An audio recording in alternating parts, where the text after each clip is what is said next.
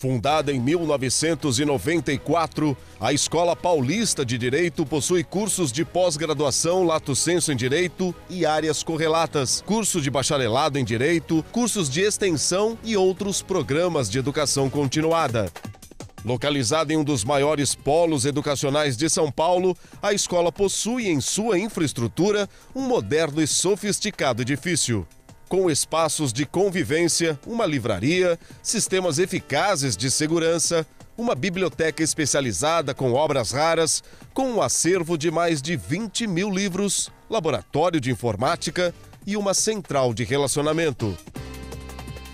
Para nós da EPD, a qualidade é um conceito que avança além do relacionamento acadêmico, buscando excelência e reconhecimento no cenário jurídico nacional e internacional. A instituição mantém a tradição. EPD, sucesso de quem faz. Com mais de 600 metros quadrados distribuídos em 4 estúdios, a TV Êxito atende às necessidades do mercado publicitário, institucional e corporativo. Produzimos vinhetas, programas para rádio, TV e web, campanhas políticas, videoaulas, coberturas de eventos com transmissão ao vivo. Em nossa estrutura, estúdios com cenários físicos e virtuais, equipe e equipamentos que atendem à exigência do cliente.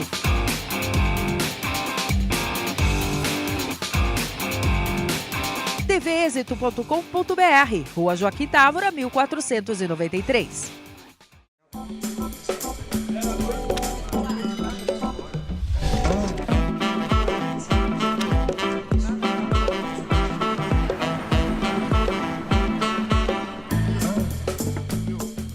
Boa noite, sejam bem-vindos ao Enfoque Jurídico, o nosso programa de entrevistas que trata de assuntos relevantes do nosso dia a dia, questões jurídicas.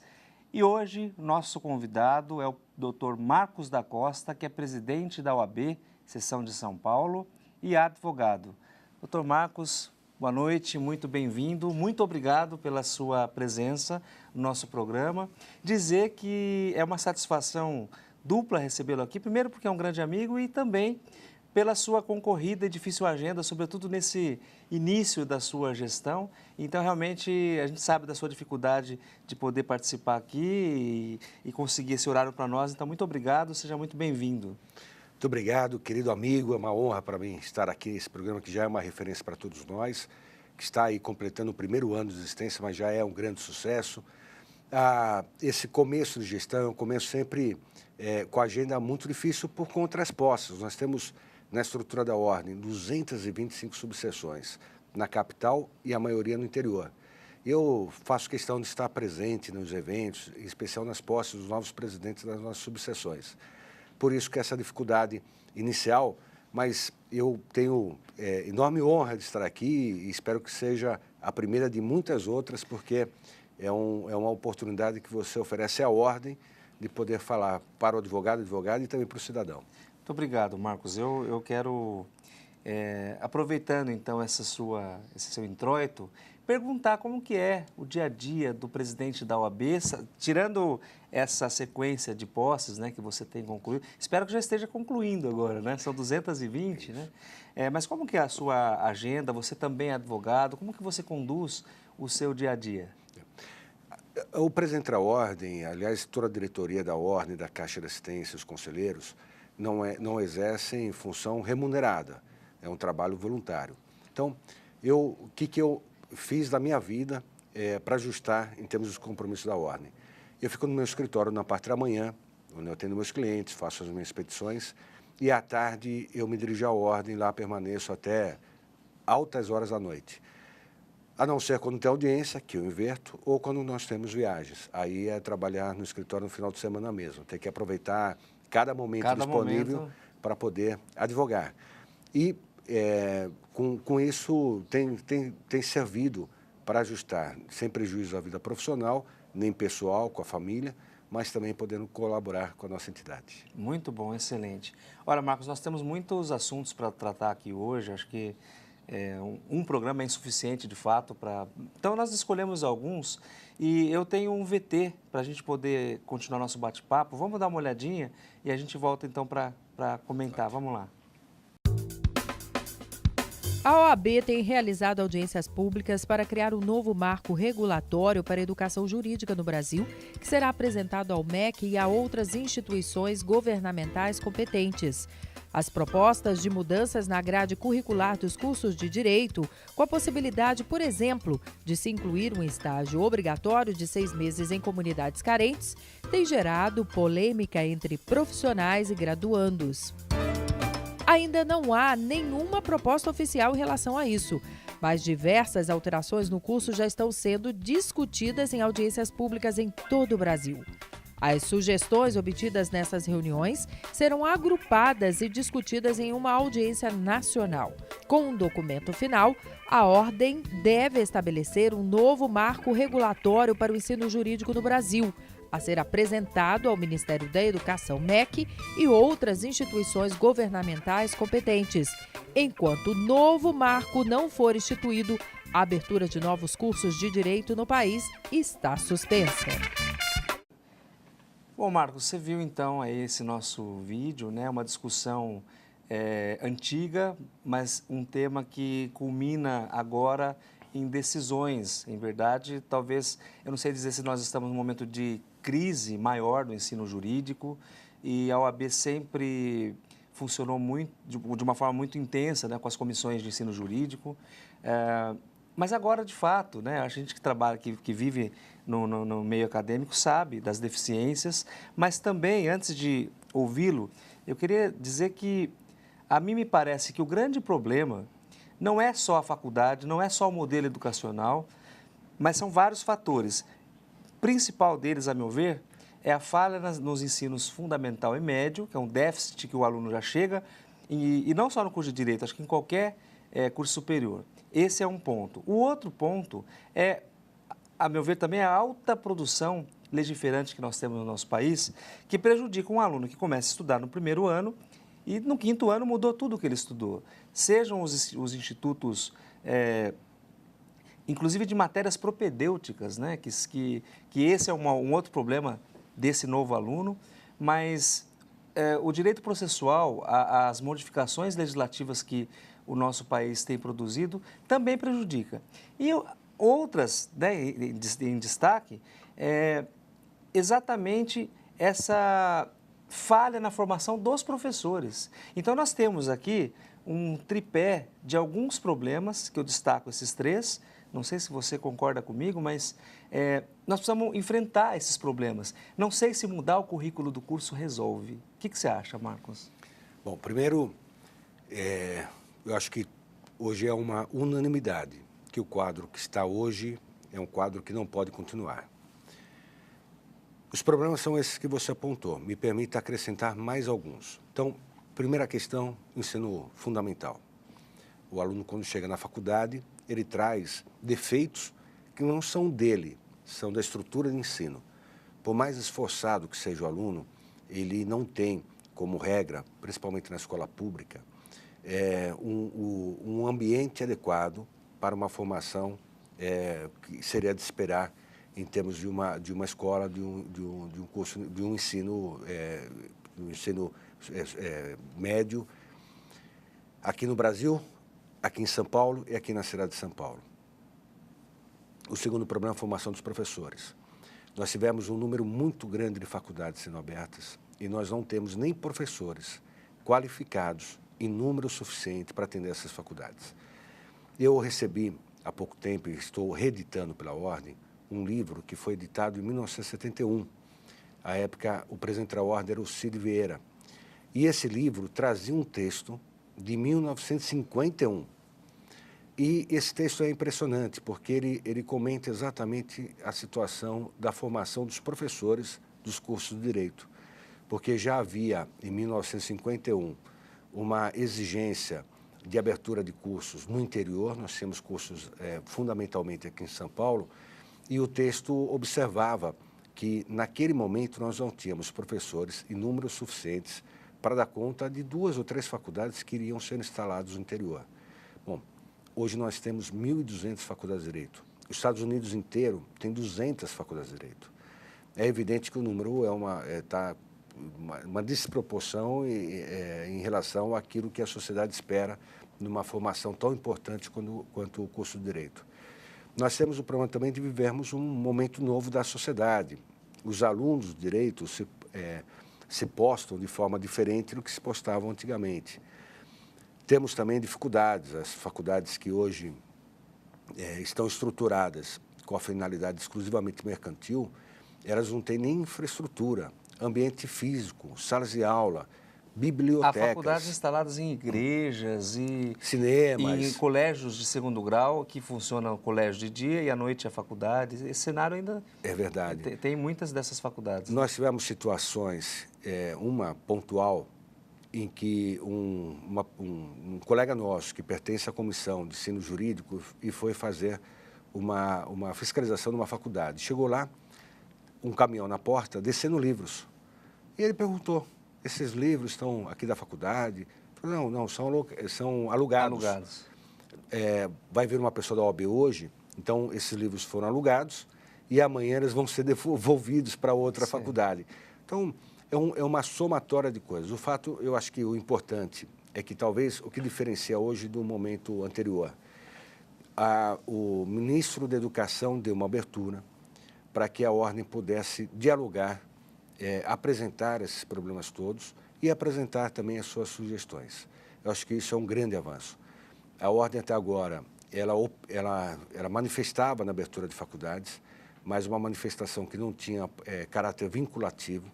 Então, essas questões já se evidenciavam quando a faculdade pretendia abertura. Ela tinha um parecer opinativo, né? Só opinativo. Mas que durante um bom tempo, esse parecer da OAB, ele tinha efeito. Tanto que o MEC ele conseguiu segurar muitos cursos por um tempo em função do parecer da OAB. Isso.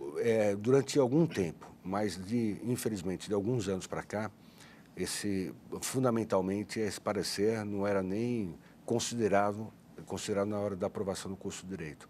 Tanto que nós tivemos um número muito grande de cursos aprovados nos últimos 15 anos. E hoje não, hoje a Ordem já é ouvida de uma forma mais séria e já mais considerado o parecer dela. E é um parecer que levanta questões em termos de infraestrutura, em termos de grade curricular, em termos de composição do quadro de professores, em termos de número de alunos por curso e por sala de aula, enfim.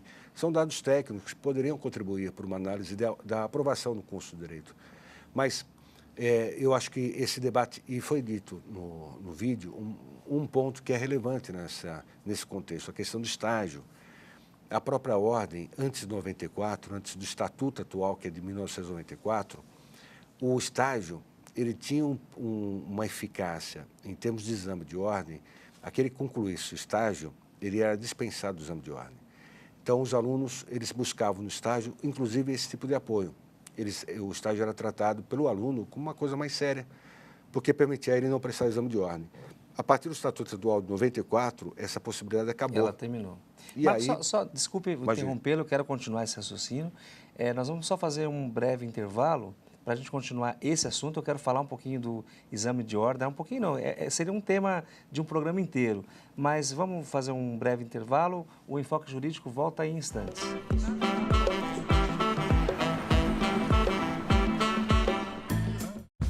TV Êxito nas redes sociais. Siga no Twitter e curta nossa página no Facebook. Saiba primeiro o que acontece na nossa programação. Vídeos, fotos, notícias e bastidores. TV Êxito, a sua TV na web. Fundada em 1994, a Escola Paulista de Direito possui cursos de pós-graduação lato sensu em Direito e áreas correlatas, curso de bacharelado em Direito, cursos de extensão e outros programas de educação continuada. Localizada em um dos maiores polos educacionais de São Paulo, a escola possui em sua infraestrutura um moderno e sofisticado edifício. Com espaços de convivência, uma livraria, sistemas eficazes de segurança, uma biblioteca especializada com obras raras, com um acervo de mais de 20 mil livros, laboratório de informática e uma central de relacionamento. Para nós da EPD, a qualidade é um conceito que avança além do relacionamento acadêmico. buscando excelência e reconhecimento no cenário jurídico nacional e internacional. A instituição mantém a tradição. EPD, sucesso de quem faz. Com mais de 600 metros quadrados distribuídos em 4 estúdios, a TV Êxito atende às necessidades do mercado publicitário, institucional e corporativo. Produzimos vinhetas, programas para rádio, TV e web, campanhas políticas, videoaulas, coberturas de eventos com transmissão ao vivo. Em nossa estrutura, estúdios com cenários físicos e virtuais, equipe e equipamentos que atendem à exigência do cliente.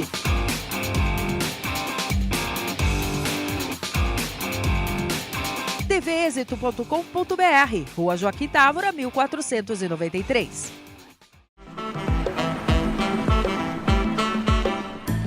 Estamos de volta com o programa Enfoque Jurídico e hoje com a honra de receber aqui o Dr. Marcos da Costa, que é presidente da OAB, seção de São Paulo.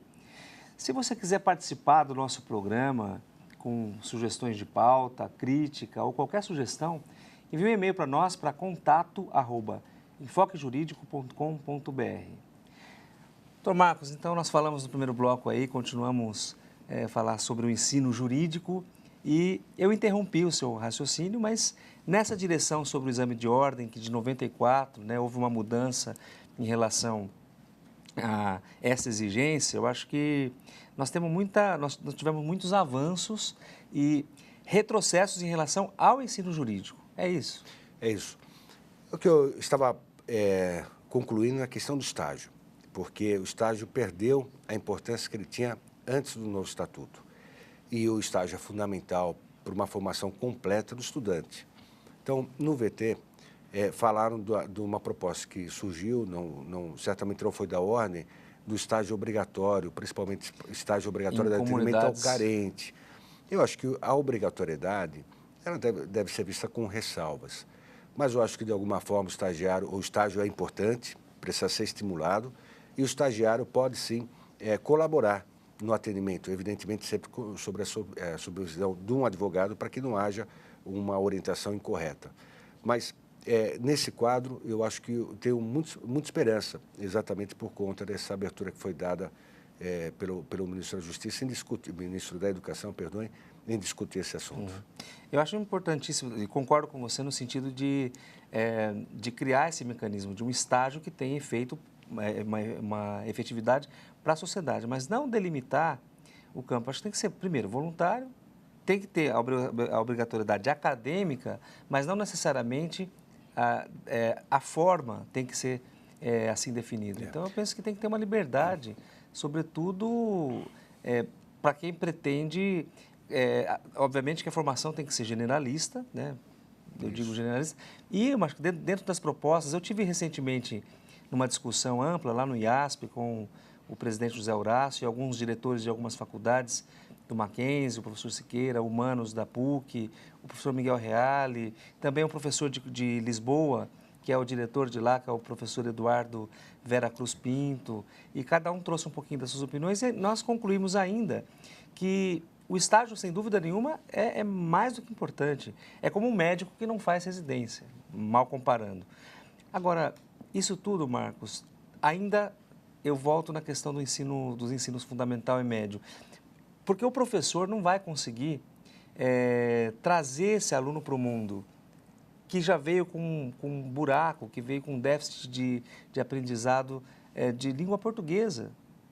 Então, quer dizer, a gente tem que enfrentar, e aí eu acho que o papel da OAB é mais do que relevante no sentido do exame de ordem, no sentido dessas propostas de mudança curricular e, obviamente, de fechar as instituições que não estão aptas.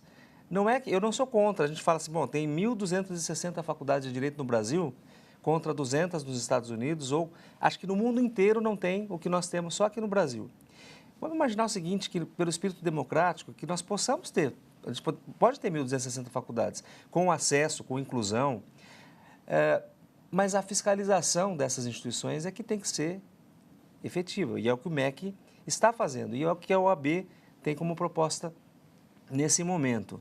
Então, o exame de ordem, Queria que você falasse um pouquinho disso, caso a gente não tenha tempo de falar nos outros blocos. Como é que você vê o exame de ordem hoje, com os índices de reprovação? Eu acho que não foi tão ruim, não tem sido tão ruim frente a esse volume. E a unificação, como é que você vê, de um panorama geral, o exame da OAB? O exame de ordem, precisa sempre registrar, ele não é um instrumento de proteção da classe, ele é um instrumento de proteção da sociedade, do cidadão. Sem dúvida. O cidadão, quando vai buscar um advogado para a defesa de um direito relevante dele, ele tem que saber que ele vai encontrar um profissional qualificado. E exatamente pela falta de fiscalização dos cursos jurídicos, também um pouco pelo número. Eu não sou contra, o número só evidencia o tamanho, o gigantismo do nosso problema, por isso precisa destacar o número. E até porque nós não temos professores em número suficiente para dar conta de 1.200 cursos de direito no país inteiro, com formação acadêmica adequada. Mas o exame de ordem, ele acaba retratando essa situação dos cursos de uma forma geral. A unificação foi importante, nacional, o exame era prestado estadualmente.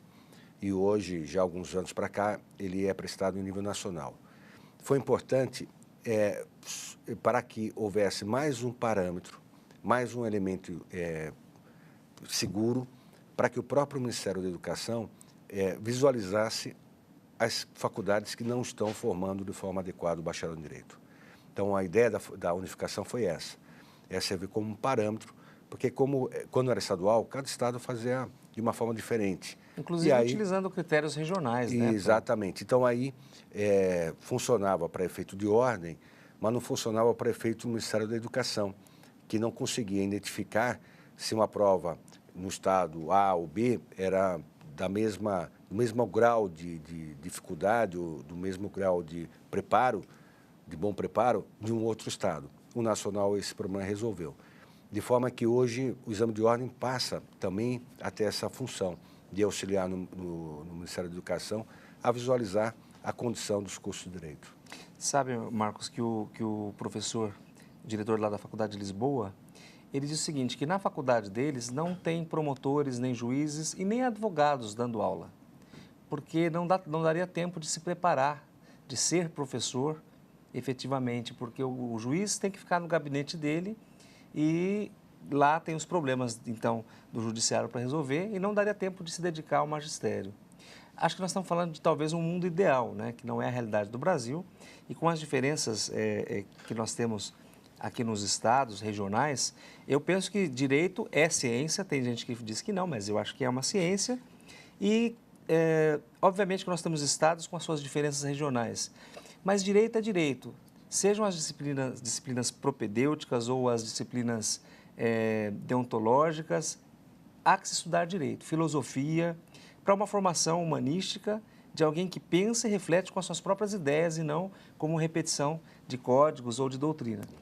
A partir da sua vocação, ele pode direcionar. Eu quero estudar direito empresarial, direito civil, enfim, um dos tantos ramos do direito que pode ser. Eu acho que eu vejo aí uma saída para o futuro dos especialistas.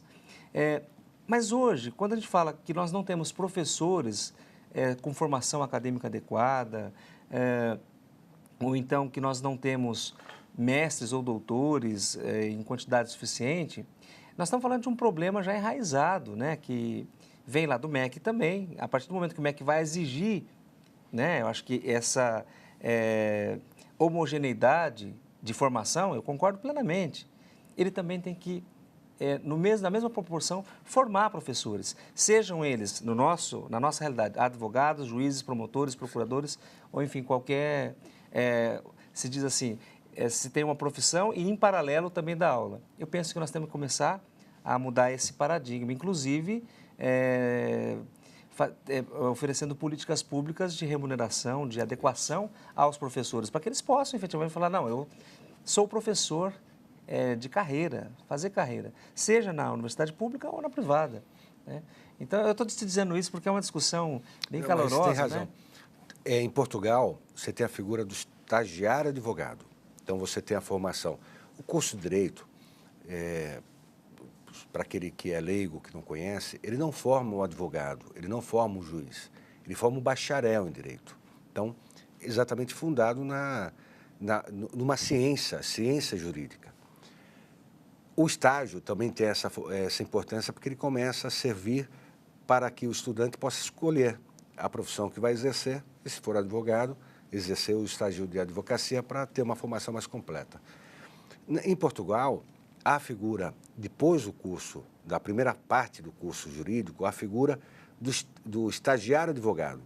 Então, que nós não temos. Nós temos a figura do estagiário enquanto ele está cursando o curso de Direito. E aí ele passa no exame de ordem, ele passa a ser um advogado.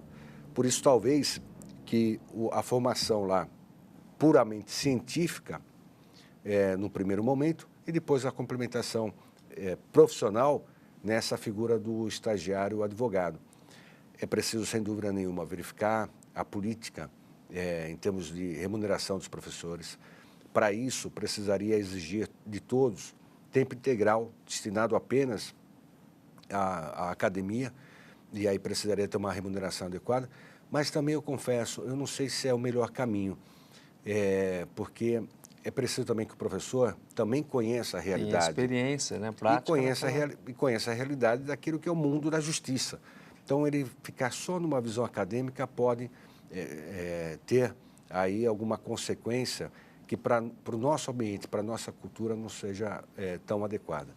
É evidente que quando você fala, principalmente o magistrado ele tem que trabalhar período integral, ele exerce uma função pública, ele teria que estar ali trabalhando no fórum, e o estudar pode acabar, o dar aula, ele precisa fazer de uma forma que não prejudique, inclusive, a sua atividade como magistrado. Claro.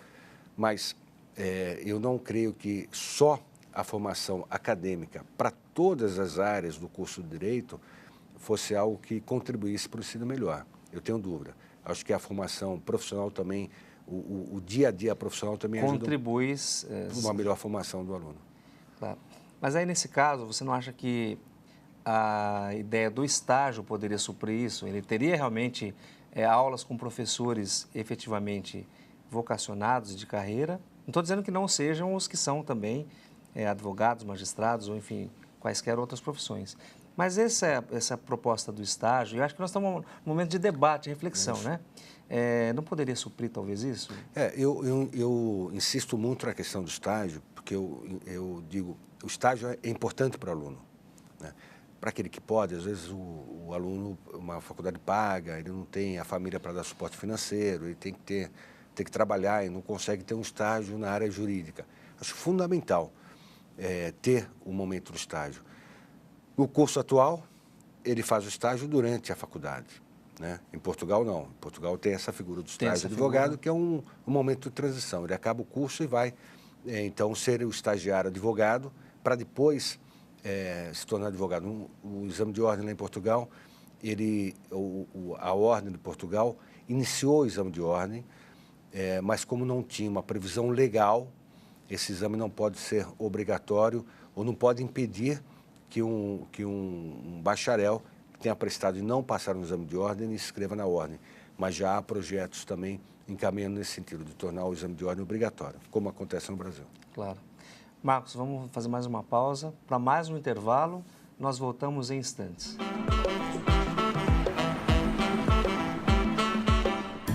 Fundada em 1994, a Escola Paulista de Direito possui cursos de pós-graduação lato sensu em Direito e áreas correlatas, curso de bacharelado em Direito, cursos de extensão e outros programas de educação continuada. Localizada em um dos maiores polos educacionais de São Paulo, a escola possui em sua infraestrutura um moderno e sofisticado edifício. Com espaços de convivência, uma livraria, sistemas eficazes de segurança, uma biblioteca especializada com obras raras, com um acervo de mais de 20 mil livros, laboratório de informática e uma central de relacionamento. Para nós da EPD, a qualidade é um conceito que avança além do relacionamento acadêmico, buscando excelência e reconhecimento no cenário jurídico nacional e internacional. A instituição mantém a tradição. EPD, sucesso de quem faz. Estamos de volta com o programa Enfoque Jurídico. Hoje, com a honra de receber aqui o Dr. Marcos da Costa, que é presidente da OAB de São Paulo. e advogado. Doutor Marcos, você é presidente da maior subseção da OAB do Brasil, que acho que nós temos cerca de um pouco mais de 8, acho que quase 800 mil advogados no Brasil, sendo que desses 800 mil, mais de 300 mil só em São Paulo. Olha o tamanho da sua responsabilidade, né? Você representa mais de 300 mil advogados e não sei quantos estagiários, né? É uma grande responsabilidade. E em razão disso, a nossa profissão, que é regulamentada, né? E assim como outras também, a responsabilidade que nós temos como advogados que tutelamos direito das pessoas, da sociedade, né? Como patrimônio, a vida, a liberdade, enfim. E por essa razão, né, a OAB ela tem uma estrutura, sobretudo a nossa subseção de São Paulo, que eu quero que você fale um pouquinho depois dessa estrutura, das comissões e também sobre as prerrogativas do advogado, né? Os seus deveres, as suas obrigações e as suas responsabilidades. Sobre isso, inclusive, nós temos um VT, que eu queria dar uma olhadinha e na volta a gente comenta sobre isso então. Vamos dar uma olhadinha. A Câmara Federal aprovou o substitutivo da Comissão de Constituição e Justiça e Cidadania, CCJ, para o projeto de lei 5.762/2005, que criminaliza a violação às prerrogativas do advogado, assegurando aos cidadãos o amplo direito de defesa e o contraditório. Dessa forma, constitui em violação às prerrogativas juiz que não atende advogado no interesse do jurisdicionado, que não permite consulta aos autos, que desrespeita advogado em audiência, que determina busca e apreensão em arquivos sigilosos do advogado, visando documentos do cliente e todo tipo de prática que contenha viés autoritário por parte dos agentes públicos, sejam do judiciário, da administração pública ou forças policiais. O substitutivo aprovado altera o Estatuto da Advocacia e prevê pena para quem violar direito ou prerrogativa do advogado de 6 meses a 2 anos, sem prejuízo da pena correspondente à violência se houver. A pena será aumentada de 1/6 até a metade se o fato resultar prejuízo ao interesse patrocinado pelo advogado. A OAB, por intermédio de seus conselhos seccionais, poderá requerer ao delegado de polícia competente a abertura de inquérito policial por crime de violação aos direitos e prerrogativas do advogado. Muito bem, Marcos. E aí? Bom, fala da ordem. Primeiro, em termos de estrutura, realmente é uma estrutura que corresponde a mais de 1.000 pontos de atendimento só no estado de São Paulo, advogados. A nossa profissão, ela não é exercida só no escritório, ela também é exercida no fórum. Então, precisa ter o advogado uma estrutura mínima. Se ele precisar fazer uma petição, se ele, enfim, tiver uma emergência, precisar falar com o cliente de uma forma um pouquinho mais reservada, nós temos as salas dos advogados em todos os fóruns. É uma estrutura que precisa ser voltada a esse atendimento. E a ordem não tem só esse papel corporativo, a ordem tem um papel institucional. E por isso o Estatuto, antes mesmo de atribuir a ela, o artigo 44, as questões de seleção e disciplina da classe, atribui à ordem defesa de valores maiores do próprio Estado Democrático de Direito. E nesse contexto surge a questão das prerrogativas profissionais, que são instrumentos que o legislador fornece ao advogado para que ele possa exercer o seu munus público. O advogado, ele, para promover aquele que é o principal direito do cidadão, que é o direito de defesa, porque não adianta o constituinte ou o legislador outorgar ao cidadão direito ao trabalho, à saúde, direito às liberdades, se ele não puder instrumentalizar esse direito, defendendo esses direitos, e o faz através do advogado. Por isso é importante essas prerrogativas. São instrumentos que nós temos para exercer a nossa profissão. Quando o advogado, por exemplo, vai a uma delegacia de polícia e lhe é impedido o acesso aos autos, ele não consegue orientar o cliente dele, promover a defesa do cliente dele.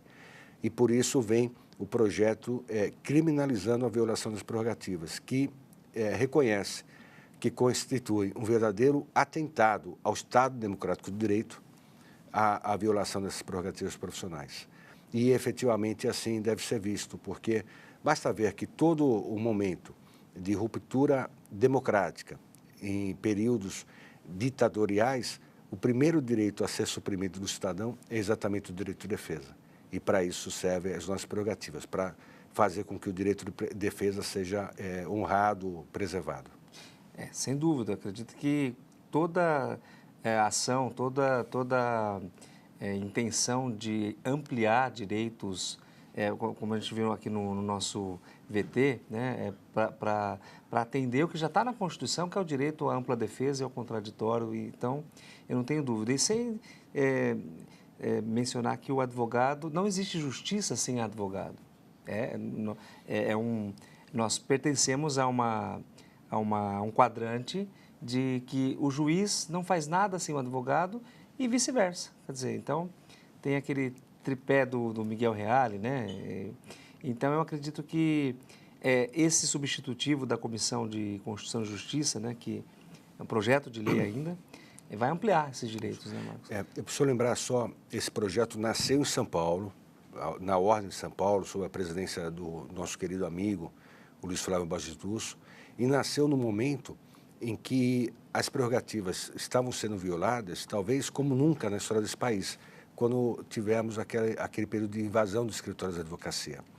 Então, sigilo profissional destruído, a Polícia Federal entrava nos escritórios e retinha, chegou a ter apreensão, para ter uma ideia, eles limparam o escritório de advocacia, levaram até máquina de café. Escritório que, às vezes, se havia uma questão pontual, discussão de uma questão no cliente, eles levavam arquivos de todos os clientes daquele escritório de advocacia. Por isso surgiu a reação, e foi importante a reação exatamente para mostrar que as prerrogativas do advogado não são instrumentos de proteção do profissional, são instrumentos de proteção daquele que é atendido pelo profissional. E a importância da nossa profissão, a melhor forma de mostrá-la é lembrar que a própria Constituição brasileira afirma que o advogado é indispensável à administração da justiça. Não há justiça sem o advogado. E é para que exista o advogado e para que ele possa exercer de forma adequada a nossa profissão, é preciso respeitar as nossas prerrogativas profissionais. Muito bom, Marcos. E fala um pouquinho, então, você que representa, né, já repetidamente aqui, mais de 300 mil advogados, daí a nossa discussão em relação a esse crivo que se faz, né, desse profissional, dessa categoria tão relevante para a sociedade. Como que funciona, como que é a estrutura da OAB de São Paulo em relação às comissões? Você disse que nós temos aqui 1000 pontos de atendimento. Então, olha que mais do que um MUNOS, né? É um serviço que atende efetivamente uma justiça social e distributiva. Então, como que é a estrutura interna da OAB em relação às comissões? Eu sei que são muitas e como que elas trabalham, como que funciona? Permita só, antes de falar da estrutura, lembrar que o advogado não exerce só um papel profissional, aquele profissional capacitado para a defesa técnica. Ele é um agente transformador e, por isso, ele tem uma função social que ultrapassa os limites do processo. E daí porque a Ordem tem também esse papel fundamental de representação da sociedade civil no nosso país. Então, nós temos uma diretoria, um conselho seccional, que são eleitos. Nós temos as comissões, uma parte dessas comissões ligadas ao exercício profissional, como a Comissão de Direitos e Prerrogativas, o Tribunal de Ética, vertente importante, ética profissional, e também comissões que são voltadas a essa outra função, que é a função social do advogado, que discute, por exemplo, a Comissão do Meio Ambiente, que discute questões ligadas ao direito, à construção de um direito adequado ao meio ambiente no Brasil, mas também comissões como de ação social, que tem um trabalho social relevante e que vem, por exemplo, fazer com que toneladas de leite em pó sejam arrecadadas em nossos cursos. São mais de 8 cursos realizados por dia em todo o estado de São Paulo. E sem nenhum custo para o advogado. Todos beneficentes, né? Todos eles, exatamente. O advogado não paga o curso, mas ele leva um quilo, normalmente é leite em pó, 1 quilo de alimento não perecível. São toneladas arrecadadas e são encaminhadas a asilos, a creche, enfim, esse trabalho, essa vertente social da Ordem. auxiliando... Já é um trabalho das gestões anteriores também, né, Marcos? Que é verdade. Quase que já se consolidou, né, verdade. esse trabalho. Como a OAB Vai à Escola, que é uma outra comissão nossa que vai levar conceitos de cidadania para o aluno do ensino médio, e ensino fundamental também. Enfim, são diversas atividades que são realizadas pela Ordem e são comandadas pelo Conselho Seccional eleito e por uma diretoria que é formada por 5 diretores, além de diretores nomeados pela presidência. Muito bom, Marcos. Mais um intervalo, porque assim nós temos tantos assuntos e o tema ele vai rápido, né? Acho que eu quero perguntar muita coisa, mas a gente só tem mais um bloco. Então, nós vamos fazer um breve intervalo e nós voltamos já para falar um pouquinho mais sobre a OAB de São Paulo.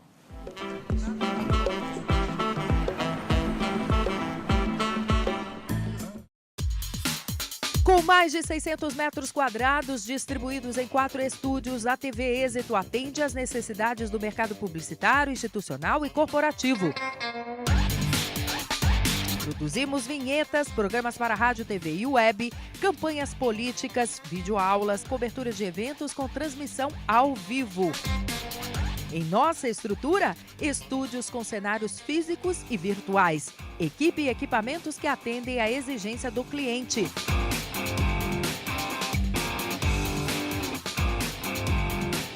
tvexito.com.br, Rua Joaquim Távora, 1493.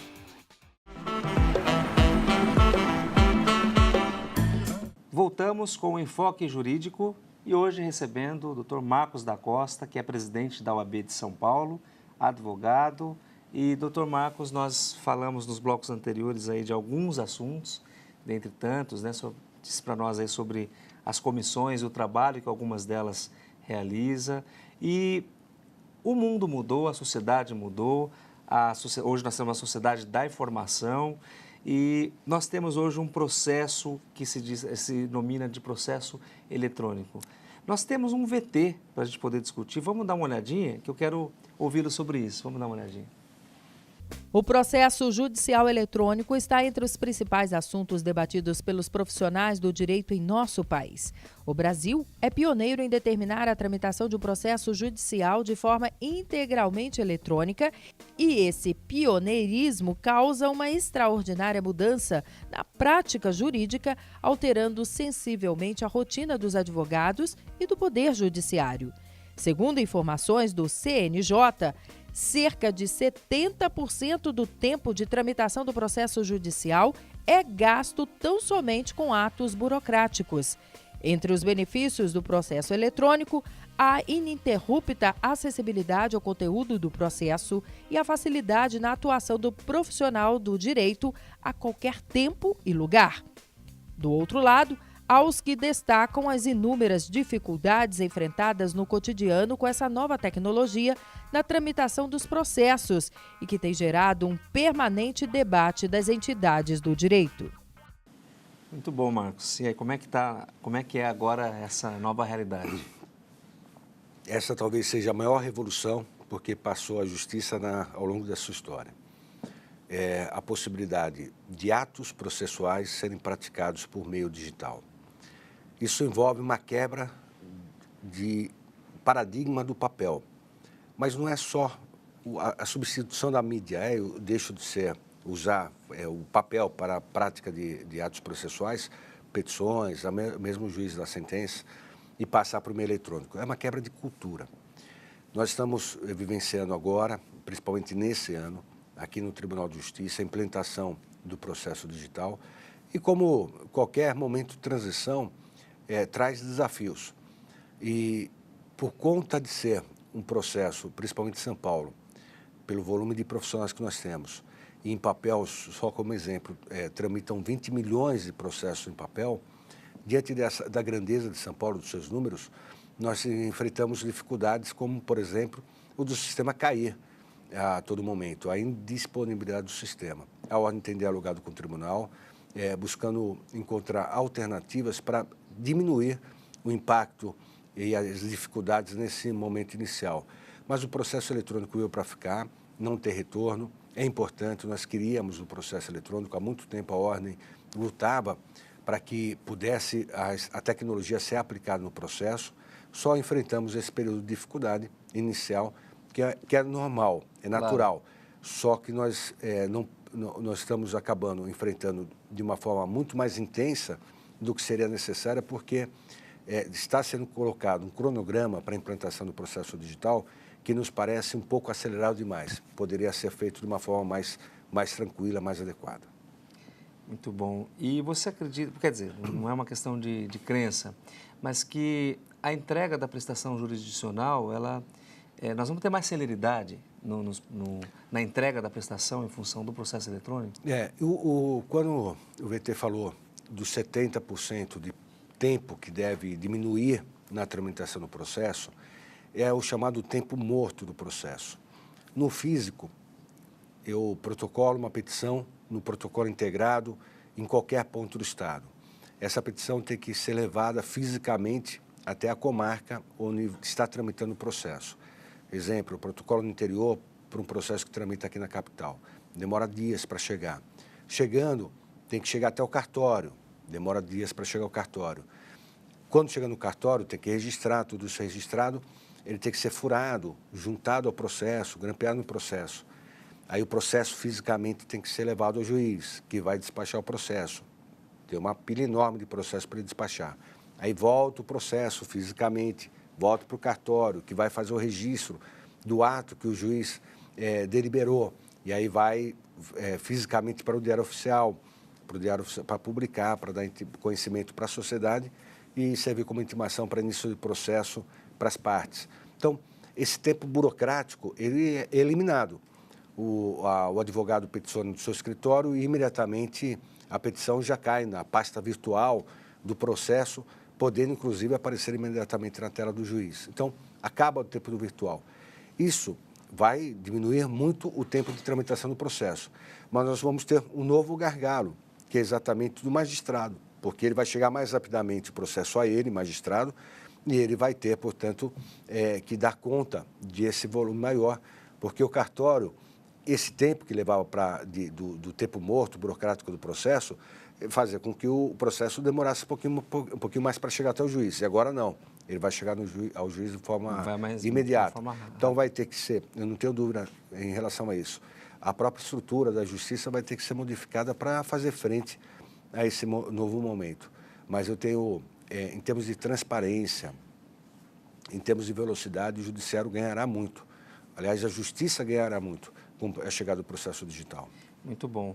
Com relação a essa mudança de estrutura da justiça ou do judiciário, né, que se faz necessária, isso implica na contratação de mais juízes? Bom, nós já temos mais de 300 varas criadas e não instaladas ainda em São Paulo há muito tempo, por falta de espaço, inclusive físico, para instalação. O processo digital auxilia, inclusive, nisso. O fórum tradicional, ele exigia um padrão médio. Porque nós vamos resolver um pedaço do problema que é o tempo morto do processo. Isso. Né? Mas aí chega mais rápido para o juiz, mas tem juiz, Isso. Né? Mas a estrutura tem que mudar. Então, em termos de investimento, um fórum tinha uma média de 10 mil metros de área construída, passa a ter 2 mil metros de área construída. Então, a infraestrutura vai ser barateada, mas em compensação vai ter que ser investido muito no ser humano. Então, qualificação e volume. Esses 300 varas que foram criadas e não instaladas já é uma demonstração que o quadro atual, pelo regime atual, já é muito menor daquilo que seria necessário para atender rapidamente a sociedade. E com o processo digital, provavelmente, o que vai acontecer?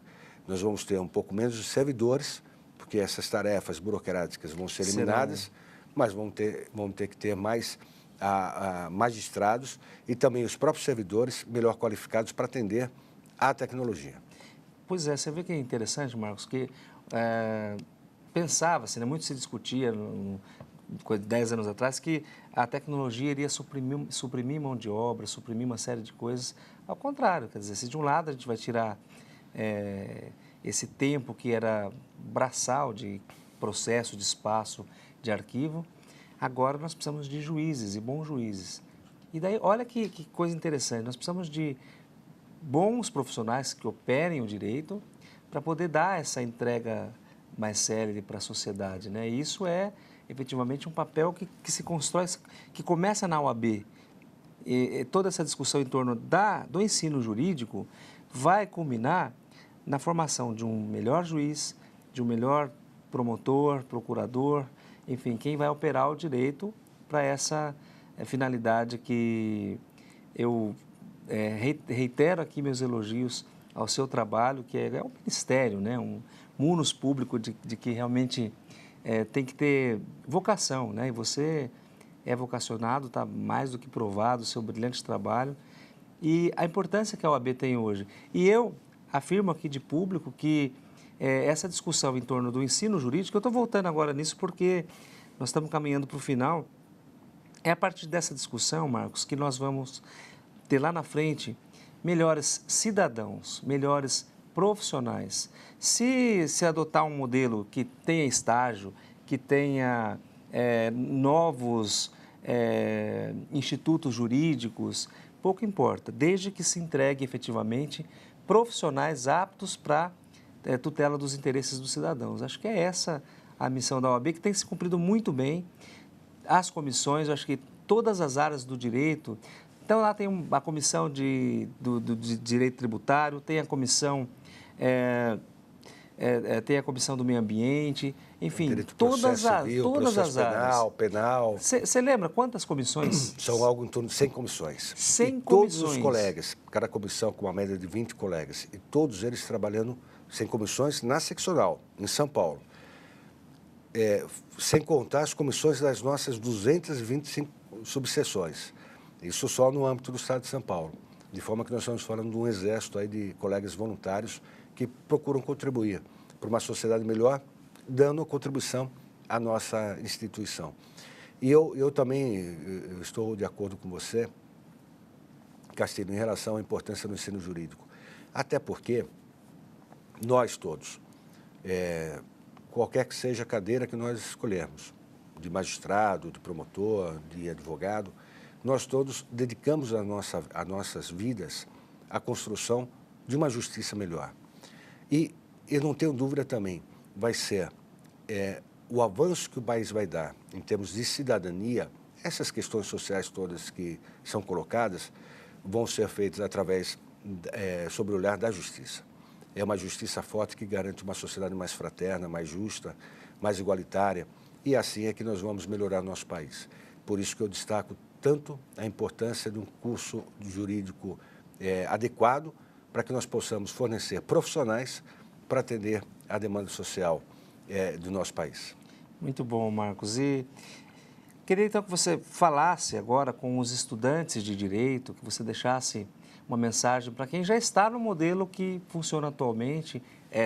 Acho que da nossa conversa aqui ficou claro, né? A importância, a relevância que tem essa nossa profissão. Fale com eles, então, e depois fale também com os advogados que você os representa. Que mensagem você pode deixar para esse pessoal? Para o estudante de direito, a palavra é, primeiro, parabéns pela escolha que tiveram. E dizer que o estudante de direito, ele não se limita a conhecer tecnicamente a lei. Ele tem que ser ousado. Ele tem que ter em mente que ele, formado, ele é um agente de transformação social. Não há direito consagrado em nenhum país, em nenhuma Constituição, que não tenha nascido da luta heróica, solitária de um advogado. De forma que, nas mãos do estudante de direito, estão depositadas as nossas maiores esperanças, porque sabemos que dali é que vai nascer um novo país. E para o advogado e para a advogada, dizer da honra que eu tenho em presidir a nossa seccional, do esforço diário da diretoria, do nosso conselho, das comissões, em fazer com que a profissão seja cada vez mais valorizada e que esteja cada vez mais fortalecida. Até porque, fortalecendo a advocacia, nós estamos fortalecendo a cidadania nesse país. Muito bom, Marcos. Sensacional. Muito obrigado pelas suas brilhantes lições aqui hoje para todos que nos acompanharam. E quero deixar o convite para que você possa voltar aqui, para que a gente trate desse e de outros temas, enfim, sempre falando de cidadania. Você é um grande amigo, uma pessoa que merece tudo o que conquistou e espero que faço votos que você continue com esse trabalho brilhante frente aí ao OAB de São Paulo. E você que nos acompanhou hoje, eu agradeço pela sua audiência, por nos acompanhar até esse momento. E eu quero concluir o programa de hoje deixando uma frase do Aristóteles que diz o seguinte: a coragem é a primeira das qualidades humanas que garante todas as outras. Muito obrigado e até a próxima semana.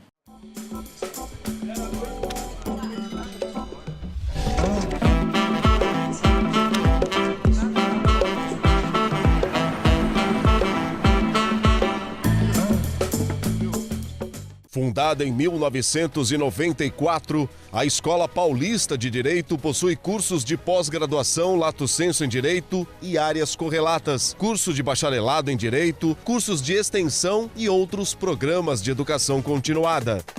Localizada em um dos maiores polos educacionais de São Paulo, a escola possui em sua infraestrutura um moderno e sofisticado edifício.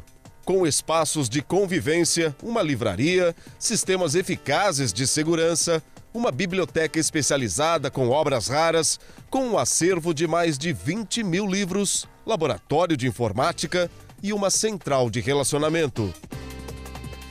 Para nós da EPD, a qualidade é um conceito que avança além do relacionamento acadêmico, buscando excelência e reconhecimento no cenário jurídico nacional e internacional. A instituição mantém a tradição. EPD, sucesso de quem faz.